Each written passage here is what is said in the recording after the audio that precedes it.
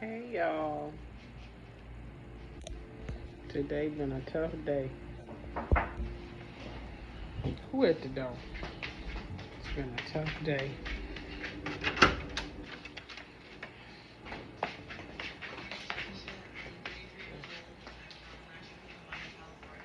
I think that's one of yours too. Well, take the, you don't want these?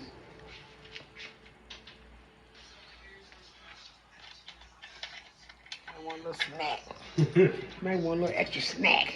You know you get hungry late at night. Well, I'm heavy, You but know, you up there, you feel like you gotta walk quietly. cold and quiet. You want to take some of these noodles? My son got a room for the night by himself upstairs. It's been a rough day, night. My uncle isn't doing good.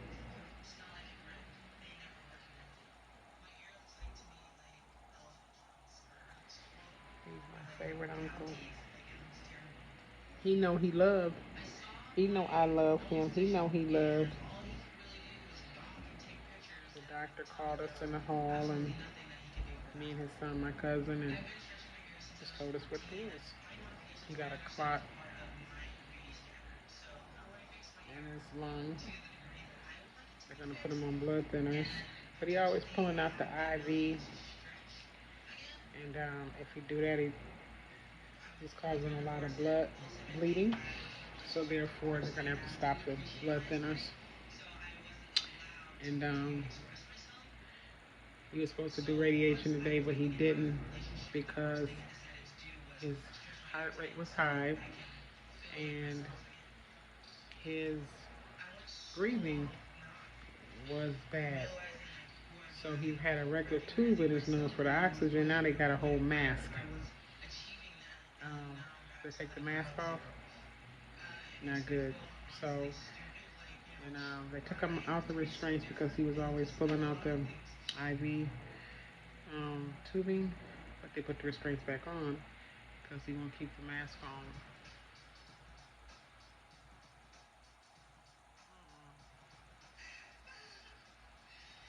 Let's keep him in prayer.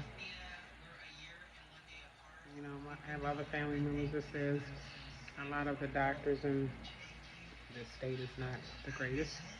We had other relatives to pass, and some of the relatives are saying they believe it was to the lack of medical treatment that they received, and they didn't receive the best treatment. So they don't have a lot of faith in the medical system here. And then apparently he needs to go to a nursing home, which has a bad rap. They get a bad rap because he's so weak he can't be independent anymore. Either a nursing home or a hospice. We're holding on to faith because I know God is good, and I know God has the last say. And we're still trying to do the radiation as long as he's capable of doing that. But he may have to do the radiation from a nursing home, and then if the health deteriorates, then he would be moving on to a hospice. But I'm staying positive. I'm staying optimistic. When I do talk to the doctor, of course, I get teary-eyed and I cry. And he's, oh, I know you're emotional. I hate to tell you this, but I have to be honest with you, and I appreciate the honesty. Me and my cousin, and this is difficult. Very difficult. That's my aunt. She is so hilarious. Good faith, um, good spirits. Um, yeah, good faith is going to see us through. I know this. And he has his days up, he has his days down. Today was a pretty rough day. He fell apparently today. I had a lot of questions for the nurse. She didn't seem too concerned. And I need a head nurse. I need a charge nurse. Like, how does he fall? He's too weak to move around. How is he going to get out the bed and try to walk somewhere and end up falling because he had a bruise on him? When I seen him yesterday, he didn't have a bruise. This is the hospital, not even nursing home yet. So she didn't have a lot of answers. Um, and well, it was a lot of people. I said, well, who all lifted him to get him back in the bed? It was a lot of people. But then she said she didn't know. She didn't have a lot of answers. Real vague, uncaring, insensitive vague. burn my butt. I need a supervisor. Um, Supervisor, professionally nice, respectful, genuinely, genuinely seem concerned. I need to know what's going on. I said when something happened like that, somebody fall, you're supposed to let somebody know. I don't care what time it is, you're supposed to call me or my cousin, his dad, his son, or his niece, which is me. And yeah, that's true. I so apologize. And when any patient falls, they're supposed to call the relative, and I'm gonna, talk to him, the night nurse, and let him know. And um, yeah, please let him know. Please let him know. I don't want to see no more bruises. I don't want to see no more bruises. If it came from radiation or it come from him doing something or himself, I can understand that. But he got bruises. You don't know how he got the bruises, and then you want to tell me one story, and then somebody else tell me another story. That ain't even jumping with me. I don't care what. I want to make him comfortable. If these is his last days, and God want him home with him, and God is preparing him to come with him in a place for him in heaven, I want him to be as comfortable as possible. I don't care. Y'all might not think he's important, but he's important to God, and he's most definitely important to me. I don't give a damn. I ain't trying to hear nothing. But I kept it copacetic and I kept it respectful. You see what I'm saying? But you check on your people, whether they're in a hospital, a nursing home, assisted living, wherever. You got to check on your people. You can't just let your people go somewhere and just drop them off and that's it. No.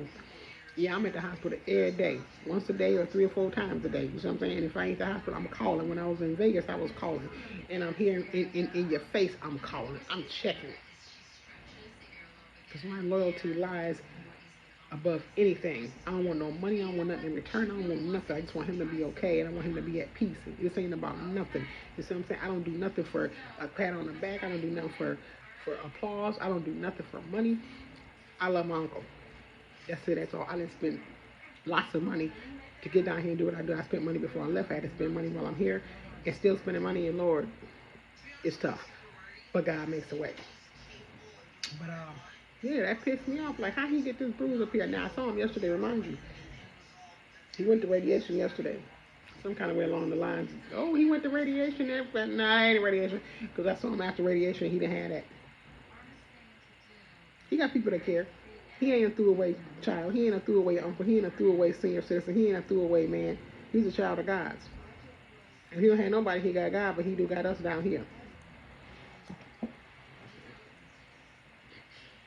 Baby, bye. Bye. Trying to keep my spirits up. I get to crying and boy, ooh, ooh, ooh, ooh. Boy, and I don't just cry. I do that ugly cry. When I do that ugly cry, I'm crying. So I'm crying when I do that ugly cry. You see what I'm saying? You know, one thing for sure, and two things for certain. I ain't playing no games about him. You know what I'm saying? I am not playing no games. I go broke, spend and whatever I got to do, make sure he good.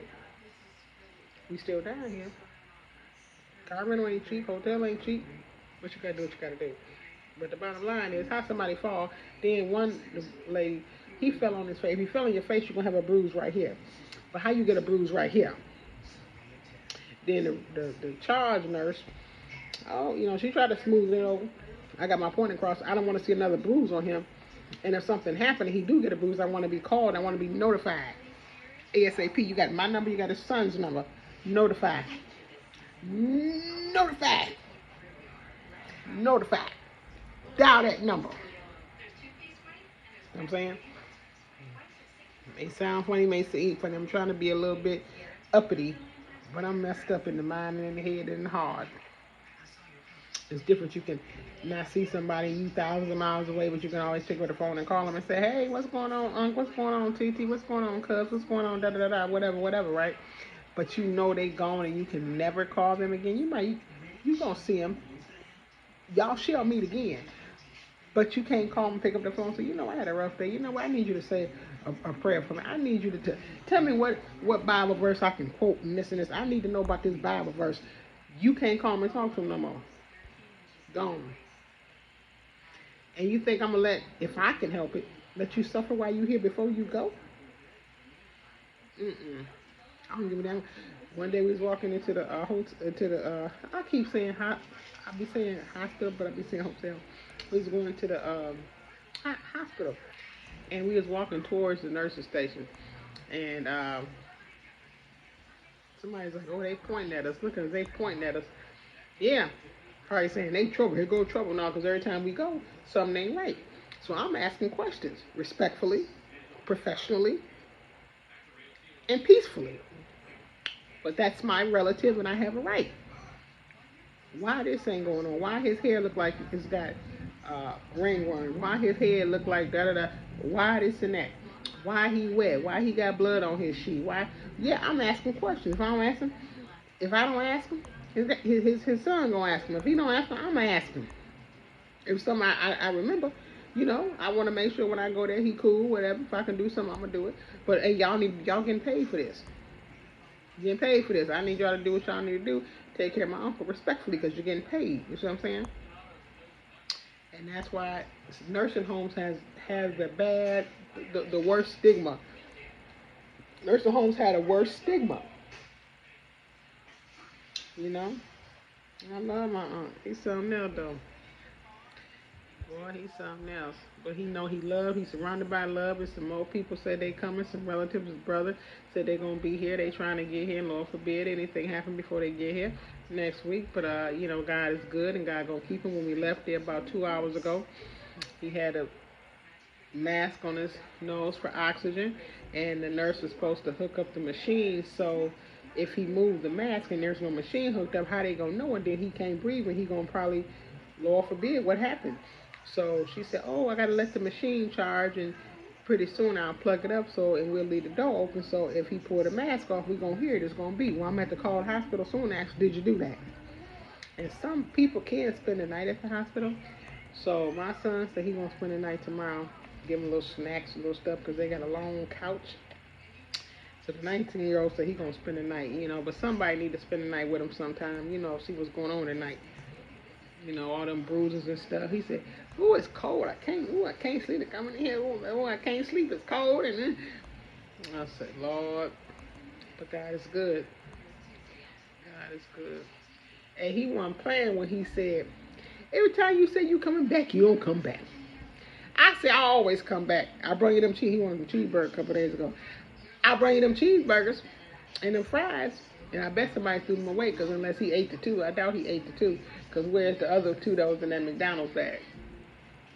And then he been at for the last 4 or 5 days. First he said Hershey's.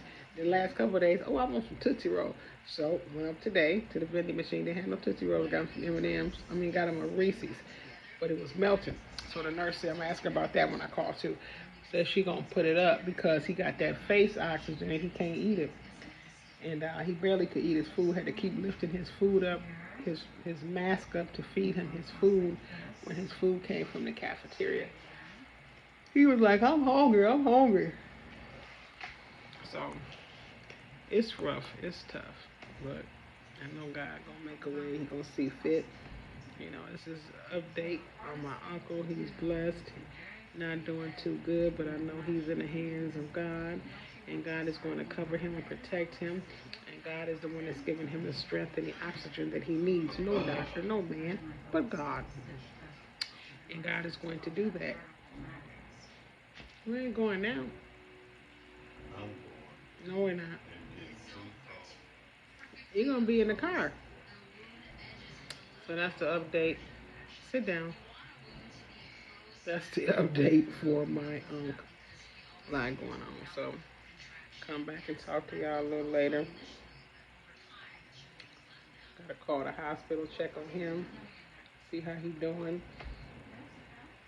Been running around making calls and doing other little stuff while in town. And for him, then tomorrow, me and his son, my cousin, got to go to his house, clear his house out because he can't do independent living anymore and he's not going to be at the place anymore.